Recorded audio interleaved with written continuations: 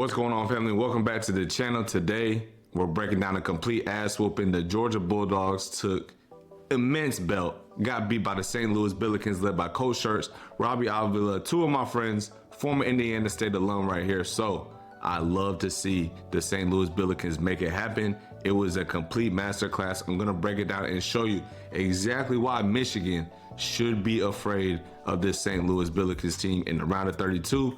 Without further ado, let's get into it. Welcome to the program, and go ahead and drop me a sub, man. Got my guys right here, St. Louis. Like I said, they had anything they wanted all night. My man Robbie Avila, Dion Brown right here really made things happen. We're controlling the pace.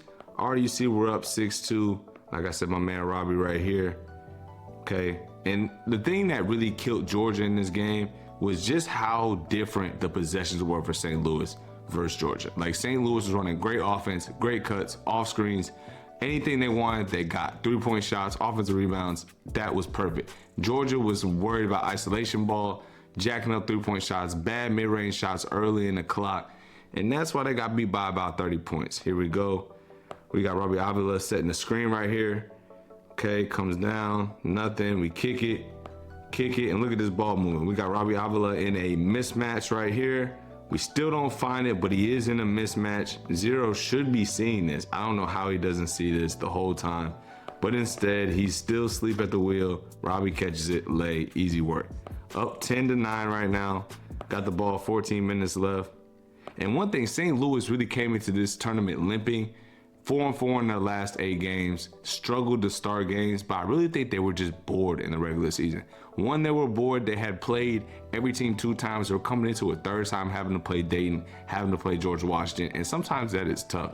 Also, 3rd time seeing, you know what I'm saying, Dayton seeing St. Louis 3 times, okay, that makes things tough. But this Georgia team, these teams have never seen this St. Louis style offense in their own conference, and it is a recipe for disaster. So here we go, like I said, Robbie Avila right here.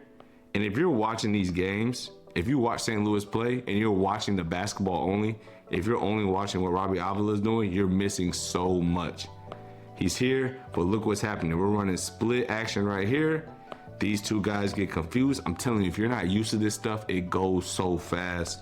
Here we go, slip out, catch, lay, wide open, wide open. No dribble layups, easiest, most efficient shot in basketball. I just showed the first 2 of them in the first 12 points of the game. Here we go, point guard, bringing the ball up. What we got? Like I said, Flair's gonna be right here. We have an early post up. So look, there's a mismatch right here. 2 guys in the flare, there's no help defense. Why is there no help defense? Because we're already worried about these flares. These guys have to be worried if the slips happen. They have to be preoccupied. He's one of the best shooters. He's the best shooter on the team, at least most dynamic shooter on the team. So we see we're face guarding him. Robbie Avila has the 5-man on him, already extended so far. So now we're in no man's land, and Robbie can see it, push him up, easy lay, right? Easy lay and 1. Georgia had no chance in this thing, man. I'm trying to tell you, Georgia had no chance. Here we go. Set an early little pin down action. Catch it, no catch. Okay, Robbie's gonna catch it. Probably gonna loop off of him. Okay, now we're running this high split, but we just cut off of it, cool. Here we go, and look at this, all right? Look, he wants the pressure, and as you should, you wanna have to pressure Robbie Avila. You do not want him to able to see. You want your hands out here, Kareem Abdul-Jabbar. You wanna get in him. That should be the scout, but you also leave yourself susceptible to this, right? Get spun, get downhill, get an easy foul, and now he's at the line for 2, right? So that's the problem. What can you really do? We'll see what Michigan has tomorrow. Here we go, Trey Green with the ball, bringing it up, right? And look how fast they're playing. They're playing fast, 23 seconds left on the clock, already getting into action. And look, once again, if you're just looking at Trey Green, it's a problem. Right now we have Dion Brown setting this flare for Robbie, so it makes his man late. Robbie's gonna be able to drive it. Robbie drives it, he's late. Hesitation, look at that. Hesitation, spin move, lay from your 5-man. We're gonna run it back. Hesitation, spin move, lay. What are you supposed to do? All right, here we go. Once again, we're posting up early, so that's a mismatch. We're running a double high drag screen. Trey Green's coming off. He's gonna fill to the wing right here. Comes off, and look, same thing, same concept, right? We have 9 right here, shooter. So he's setting the screen. His man knows he needs to stay connected, right? We have a post up right here, which occupies this defender. This defender obviously is going to take him. He can't come over here. So what happens is, once Robbie sees that the defender guarding the ball is going to be late, he decides to slip out, which leaves him in no man's land, slips out. He steps up. Why does he have to step up? Because he's a over 40% three-point shooter. Now we have easy lay, no contact, left hand wide open. Can't guard it. And meanwhile, so we just seen what Slew has going on. Look at the type of shot attempts that George is getting. All right, George is coming off this screen right here. 17 seconds left on the clock. Contested 3. We're living with that all the time. Georgia is not, nobody in the country is going to make enough of these shots to win a basketball game. I'm telling you that right now. We get the lay, or we get the rebound, and now look what we got. Get the rebound. Georgia can't match up in trans. And now we have a shot with 22 seconds left. But look at the shot quality difference. This is literally, you want to see a lot of these wins versus losses. Look at the shot quality. Horrendous shot. We rebound the ball, and now we come down on our end and get a perfect shot. Get an easy layup. D Wade, everybody's doing this now. Donovan Mitchell over the top. Easy work. All right, here we go. Still into the first half. Here we go. We're coming off screen. Early screen. Big man's in drop. He's in trouble. We get to the lane. Okay, nothing. Now we drive it again. 2 paint touches. 15 seconds in.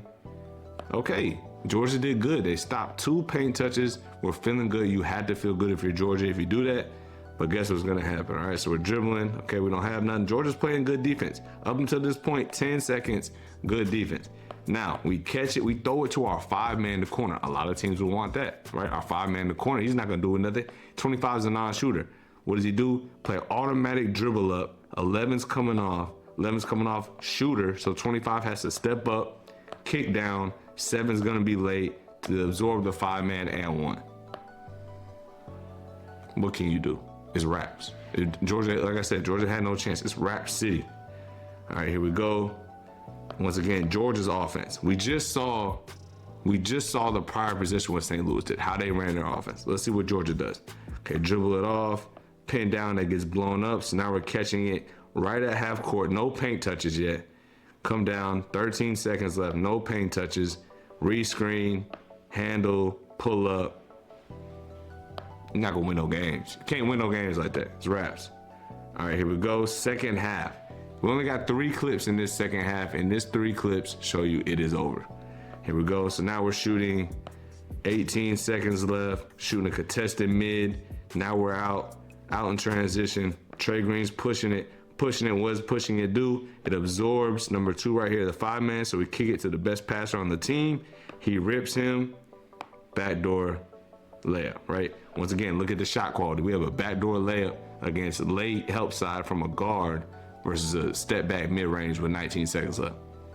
You tell me who's gonna win. Here we go. Now we're just playing. Like I said, Deion Brown was great all night, had 18 points. Robbie Avila had 12.